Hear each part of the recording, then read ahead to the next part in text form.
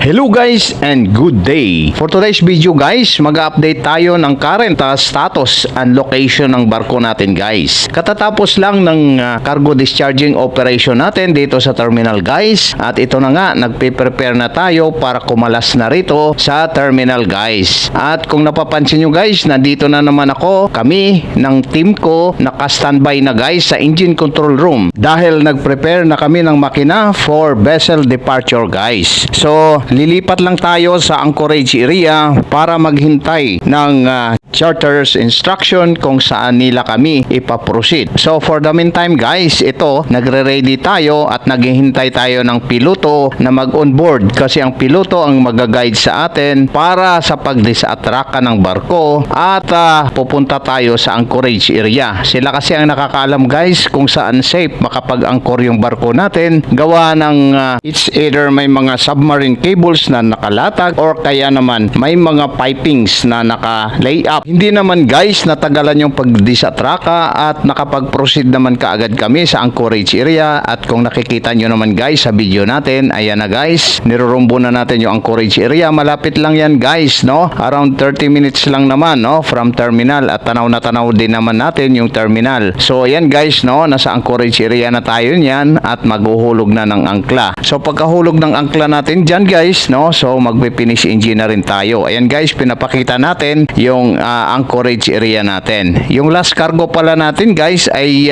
sinasabi nilang latak na lang daw yun ng mga crude oil. Bali kinuha lang natin yan guys, no? Sa kabilang bayan, at sila lang naman ang nakakaalam niyan kung para saan yun at kung paano nila iproseso uli. So yan lang muna guys, and may God bless us all.